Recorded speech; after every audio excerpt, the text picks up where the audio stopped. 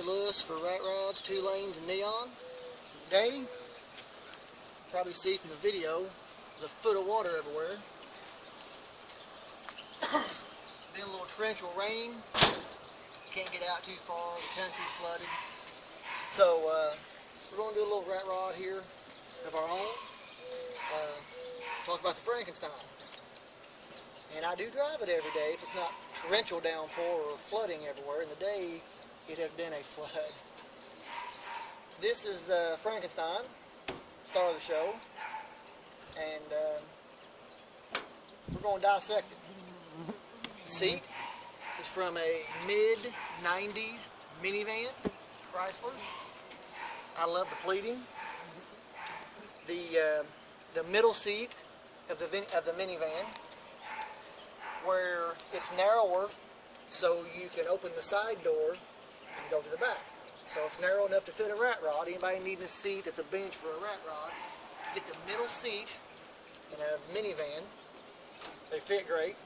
It was too high, and all we had to do was take the brackets off, cut them in half, lap weld them shorter. Seat fits well. It's comfortable. Grenade gear shift knob. I just welded a bolt on the shifter stick for the automatic. Welded a nut on the bottom of the old grenade. Defuse, decommission, and empty. Screwed the grenade on it. There we go. We've got a hand grenade shifter. To cover up the mechanisms, this is just your simple granny low type 4-speed rubber boot cover. It covers the automatic shifter mechanisms, hides it, makes it look more like an 04 speed maybe. And any hot rod, I'm a child of the 70s, so my hot rods, ones I used to remember as a kid, the staple is the 8-track and the fuzzy dies. This 8-track does work. We got a little bit of Beach Boys here.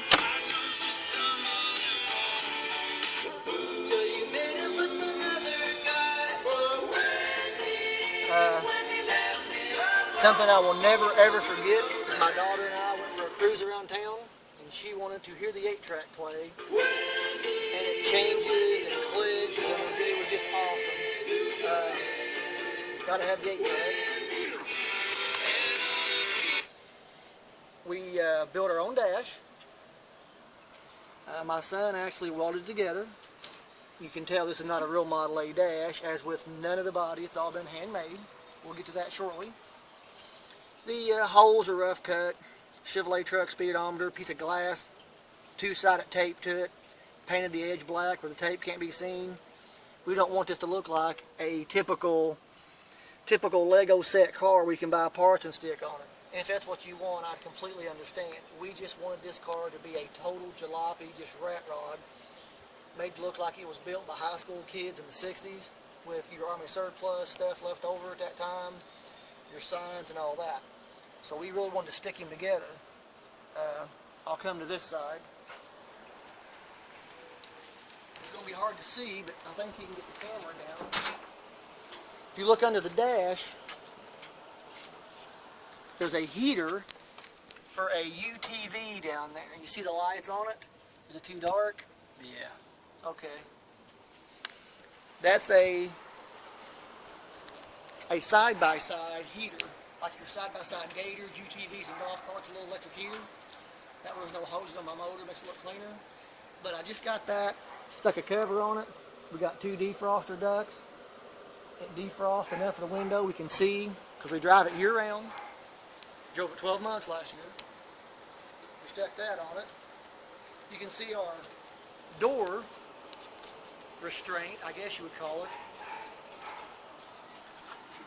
is a World War II Army belt with a clip holding it in, the hook, and I cut some of it and made a pull for the door. And obviously we have a street sign for an old door panel. Stuff laying around that kids used in the 60s, 50s and 60s. Simple. My first idea for a door panel was going to be an old burlap sack from a local feed store that's in Scott County, Indiana, and Scottsburg, Indiana. But it's been gone for so many years, I can't find nobody that's got any. Nobody knows where I can get it. And I like to use local stuff on this car. This is all local items from right here. The signs was recycled. They were turned in from the recycler. I went to my recycling place, which we'll get there eventually, and talk to them. Future episode. But I said, hold the signs that got run over, and our county turns them in for scrap aluminum. If you talk to your recycler nicely and say, we want to keep these for a rat rod, could you help us? Save them, we'll buy them, and they sell them to you. Everything was attained legally. These are very simple house door hinges. You know, they would have used whatever, put them together. That's what we wanted to do. You can see the other road signs, the other World War II belt, door pull. Simple local stuff, nothing's fancy, it's a jalopy. We hand built this cowling. It is 6 inches longer than a stock Model A, and I wish I'd have been thinking earlier. I had a real Model A pull up here on a trailer a guy bought. It's a friend of mine, he's building one of these. We will be out to film that when he gets started on it. You'll love it. But you can see the difference between the cowling on ours and on his. I lengthened this 6 inches, and I lengthened the door 4 inches so you can get in and out of it, and your steering wheel still sets the same. And this way we built it, and it's 2 inches wider. You built it to fit around you. This is all hand formed metal. It was welded together here and somewhere down the bottom. We did very, very little body work, very little Bondo. We want it rough. The pitting is from the sheet metal laying around, and I want to preserve the pitting in that. That is rat rod. Any of the red you see is rust red primer to make it look like it's falling apart, rusted. The frame rails, this is a little front clip of a 51 Ford pickup, axle, drag link, steering box. They subframed it to make it the truck nicer. So we Z-notched the frame. We made our own frame rails out of 6-inch C-channel. I've got all the pictures for that. We'll document that here shortly. One-piece smooth firewall, which is nothing more than more sheet metal. We made radiator and radiator shell mounts. Piece of metal, couple holes drilled, some bolts. It holds the radiator. It's very firm. The only thing we used original was the 31 Ford radiator shell. And this is from a Ford Ranger. It's a plastic one, not the ceramic, whatever they was made of, I'm not for sure. I bondoed a bolt to the back of this. I give like $5 for this at a swap meet off a Ford Ranger. Bondoed a bolt to the back of it, put a nut and a washer in the back, and I've got one of these for $5. These bars, as I've mentioned once in our other episode, are tomato cages that I cut apart and just tack welded them together. I didn't want to leave just the radiator up here. I wanted a little bit more finished look. So we made this to protect it. And you can probably see bugs if you zoom in. There's bugs all over the radiator where this thing is driven because we don't let it sit around. There is a ton of bugs behind here on our fan blade where it sucks them in, and on the bottom where it throws them down and throws them out. On the frame down here, there's bugs everywhere. And the rear end, 9-inch Ford of a 74 Ford pickup. It's got a spool, the biggest stock axle you can get, which is a 3,300-pound axle, 373 Ford Motorsport gears. It's on the truck leaf springs, which I took one out of the pack. I'm taking another one out so it rides better. It's got Coney adjustable coilovers under the back also. Turbo 400. And this is the heart of Frankenstein. This is 360 cubic inches. I know it says 283. Once again, make it look like it was built in the 60s by high school kids. These are water decals, just on a set of steel dirt track valve covers. But it's actually a 360 cubic inch small block. It's all balanced. The mains are line bored. The whole rotating assembly's been lightened. Steel rods, Keith Black crank, Speed Pro pistons, chrome moly rings, gap for nitrous. It will be sprayed on later when we start drag racing it. It was built to be a drag car, hence the 9-inch and 400 turbo. It's got aluminum heads. It started out at about 190, and after I did a lot of gutting and cleaning up, they're about 195. The whole motor's studded. I gutted the inside of the intake and our plates under the carburetors, which is a 4-hole spacer. The 4-hole spacer will isolate the booster and give you a better vacuum pulse for idle quality and just low-end torque. Makes it a much better driving car with a tunnel ram. We've lost no low-end torque by doing that. The distributor is out of my 68 Chevelle that I had, and we put a Petronix in it to make it look old. It's not no fancy MSD or nothing. Nothing wrong with it. I just want it to look old. We hid the Petronix coil inside of a World War II ammo bag. He's tucked in there. Love my World War II stuff in our military. And of course our World War II canteen. And it's setting in its original bag with an ammo bag, 7.62 bag, for my catch tank. But the motor has got a Lanati Voodoo cam, like 505, 525, and 233, 241, which is a little more hairy than I expected. The car is pretty lopey, but it runs outstanding. You can tune into the other video where the car fires up, and you can watch the linkages go from idle to wide open with no problem. Something else that helps that is we put the bigger 50cc pumps on the carbs, and it's got like a 60,000 squirter that you need to pour the fuel to these motors to make them run with them big intakes to overcome your area. It's got a gear drive in it. I'm sure you can hear that every video we drive this thing around and start filming. It's got a SFI 25.5 balancer, 15.5 flex plate. The car is certified to be legal on a drag strip. I'll show you the 8-point cage in a minute. And it's got a dry shaft loop. It's got solid motor mounts. We built our own cross member. Used a Chevrolet clamshell mount. And we built our own cross member. Just a really good car. We got in our last episode, I believe, I said I scored an alternator off of a Camaro a guy was building. Put our gauge on the bracket, make it look old. Put a Ford alternator or a Ford generator stamp on it, a bracket. You can get those from Dennis Carpenter. Dennis Carpenter F100 parts, F150 parts, to make it look old. Put another sticker on here. Like this would have been a factory 283 sticker. It says AC on it, and wash the crankcase filter. You can buy those stickers from eBay. They're everywhere, and make it look old, original, any way you want to.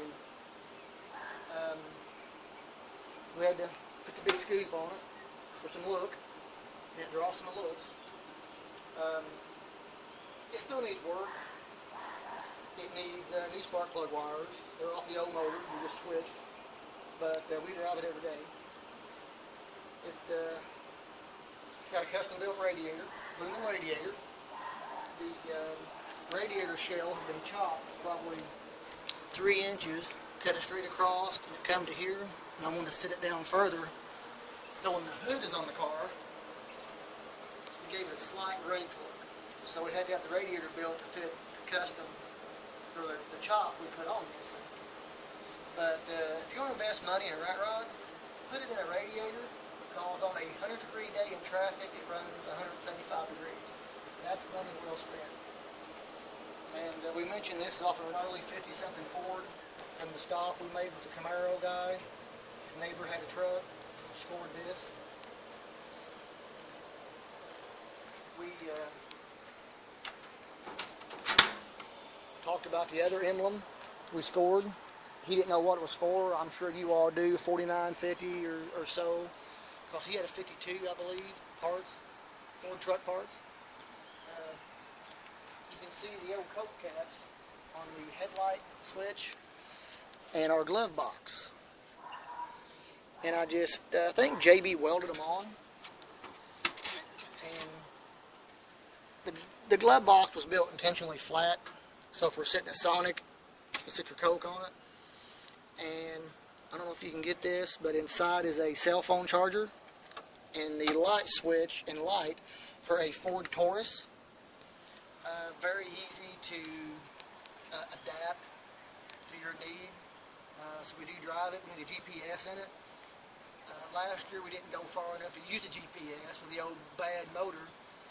But the rest of this year and into next spring, we're going to venture to where we have to have a GPS. We will get out on Route 66 some in it in a year or so, and out of state with it on the back roads.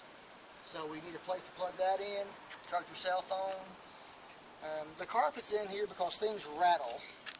The car is quite choppy because of the camshaft, so this keeps things from rattling in here. Here is a World War II belt bag. It's very neat.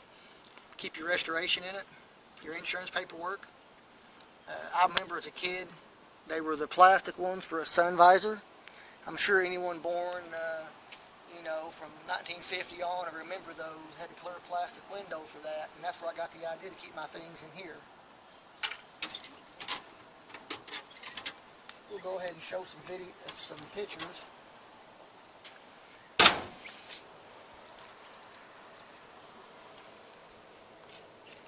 Just let me know when you got a good shot. That is Framework, our 6-inch C channel, that is from Big Power Machines in a canning factory that cans food, and we cut them apart, cut the cross members out, and just use the big sections for frame rails all the way back.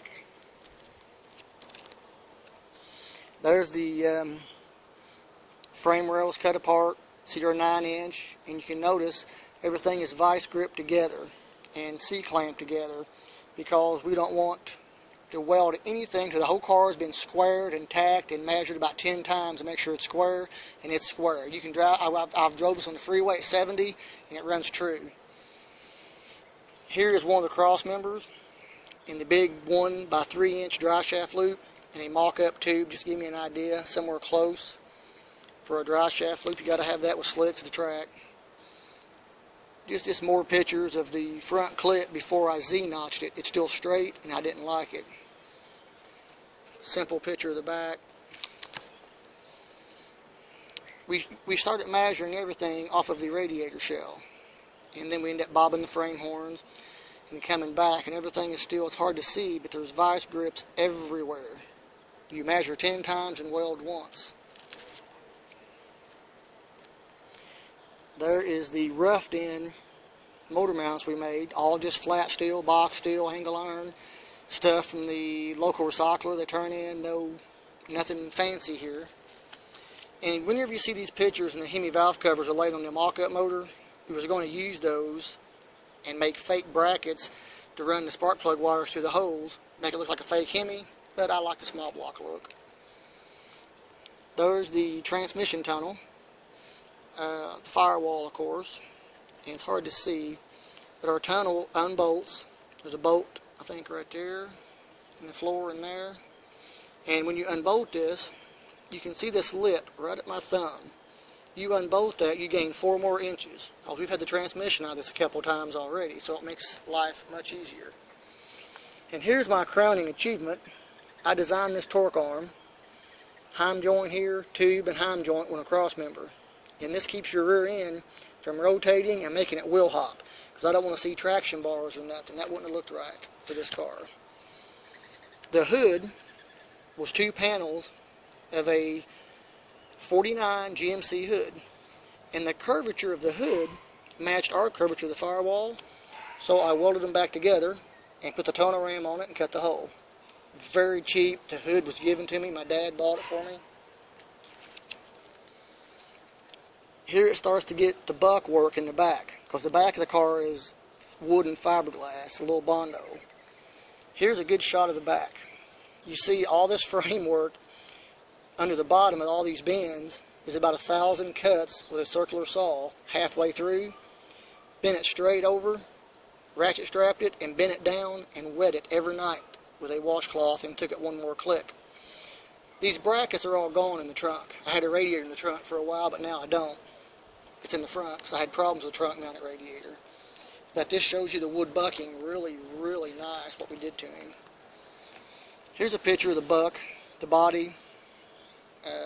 It's been sanded, roughed up with really, really rough sandpaper, and we put a little thin coat of fiberglass on it. That's why it's a little darker and shiny, and a lot of glaze putty over all the screw holes. I wanted to glass them first, so maybe it will keep the putty from cracking through, and it has.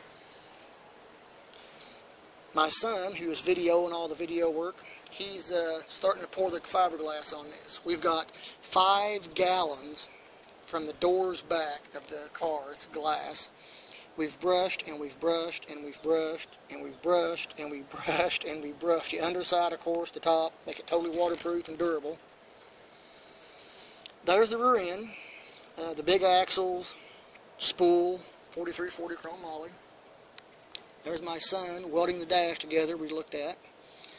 And there it was about 3 years ago, one color, mock-up motor, fake, no guts, everything, no radiator, just before we got it running. But I wanted to really showcase the work on the body to where you can build whatever your mind will let you build. I mean, if you buy one of these bodies, it'll cost you, sitting in junk, you know, $2,000, and I didn't got that. I don't have about $75 in wood and fiberglass and a few screws. And we made our own body. And that's what Frankenstein is made of. And I put 2,490 miles on it as today. Speedometer works. I know what the mileage is. There's no cracks. We left it rough and dips, and the rust color looks like it's rusting and it's pitted, and it makes the car look awesome. I think it makes it look awesome. It's a rat rod, and we've tried to spray it where the rust would be coming from on the edges. Our handle is off the same 49 GMC pickup. I bobbed the end just a hair, did some aircraft hole drilling in it, took a grinder, took most of the chrome off, and welded a piece of flat metal to a bolt, and you can tighten it up inside the handle. And the notch right here is for a filing cabinet key lock, and when you spin the lock around to lock it, the piece of metal comes up and lays in the slot. If you're going to the mall, you're buying a pair of shoes, we take it grocery shopping, throw it in there. You can lock your car. These little lift gate shocks, no, they wouldn't have been around in the 50s probably, a little on the 30s. They're off of a hatch of a Mitsubishi, some kind of SUV, and it has small back glass it lifted, not the hatch, just the glass, so I knew it wouldn't hurt this thin fiberglass and wood deck lid. But it pulls it up really nice and it shuts really easy, and that's what we used for that. Our battery, of course, is in the trunk. I used a World War II jacket, make a battery cover, and a World War II belt, hold the cover down. I support my military 100%. I like using military stuff because there was a lot of that around in the 60s, Army surplus. And all the road signs, of course, again in the trunk. And this here is out of a restaurant in Seymour, Indiana, which we would be going to shortly. I found a great little set of cabins, some kind of little modern overnight cabins from the 50s beside the road, and we've got to go video those. But this came from Seymour. It was part of a clock in a restaurant that's been there since the 50s. The clock quit. All they kept was the Coke sign. But the rest of the clock had those big plastic stick-on letters for your menu and your prices. But we bought this one day, my son and I, at a swap meet. It's just a great piece. I don't know if you can see it. There's a gas tank for an in-ground gas tank, says super unleaded. Can you get it? This little panel here, and that come off of where they used to store fuel in Seymour, Indiana. The same guy had both pieces. We bought them both that day. Just local stuff. basic stuff. Of course, it's got a fuel cell. You can buy that from eBay, 150 bucks. It's hidden. You don't see it from the bottom, don't see it from the top, except for this. Gas gauge works. He's a great car. I drive him every day. The tail lights are car trailer lights. I think I bought them at Walmart. Wired up just like any other car. All your bulbs the same, brake light, tail light, turn signal. And this license plate bracket is from my grandpa's 50, I believe, Studebaker pickup. And you can see the color, the green, at the end of my finger. That is Studebaker green, and I made sure I masked it here and left that factory color. This is my part, but this is off of his truck. And I bought a light for a trailer, like a trailer light for a car trailer. So I got a license plate light, and I glued another 1950s coat cap on it. And of course we got the road sign fenders. You can see they've been run over. Once again, they come from a recycler. It was in a wreck, drug under a car. The county replaced it, so we was lucky enough to have our local recycler save me some. And that is pretty much our little Frankenstein. And can you see the ditch from here? The water? It has been a torrential downpour and things are flooded, so we decided to hang out here, go over our car. What we did, he does have an 8-point cage. We have our hoop. You have your door bars. And I wanted them low to be hidden going down the road. And in the trunk, at this angle, I have an X-brace coming to the shock here mount, and down at this angle to the shock mount here. And I've got two other bars at this angle coming to the back of the frame behind this sign, going straight up. And then I got my X-brace. That's why those panels are at an angle. And I wanted to hide everything that I possibly could so it don't look like a drag car. I wanted it to look like a jalopy rat rod. And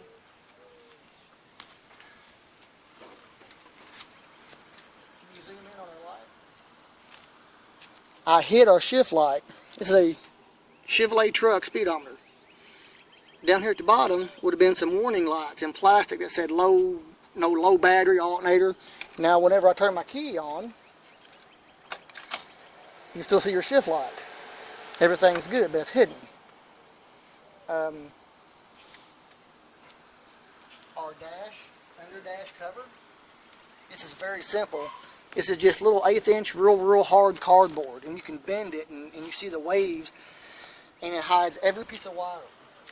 You don't want to see that. You don't want to see a bunch of wiring hanging down, and it just gets on my nerves. I like things to be neat. Same deal, World War II belt pulls, door stops. I made my own door latches. This is out of a house door. You can probably see how it's made. That's a house door lock. When you push these in, it just pushes out, disengages your door. Real simple car. We made a brake pedal. We took a Ford truck arm, you see where I cut it, and just lap welded it, dropped it way down, and made a huge plate for my foot to fit on really nice. The master cylinder's on the floor. We got a feel for it right here, just like it would have been in a something 50s truck. I like truck parts. They got the best steering boxes and good brake parts. So we made the pad, the arm. You can see the buttons. We have a top. We have a bow that sticks in this slot. At the rearview mirror is a slot right there. And it comes back to here like this. It bows the top. You snap the top on here, snap it across the front, and I've got some windscreens. I got a picture of the top. It's in our other garage. The top is never on it from like May to October. It just stays off. It's rains. It's going to get wet. We pull it in.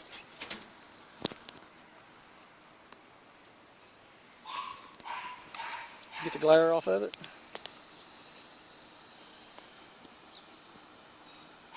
It's hard to see.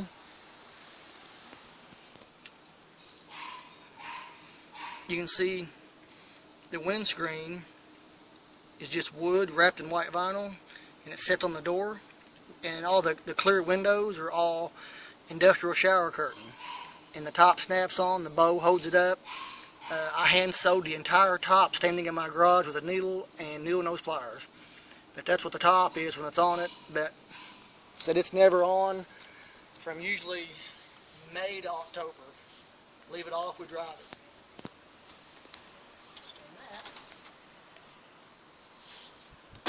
It's pretty much Frankenstein.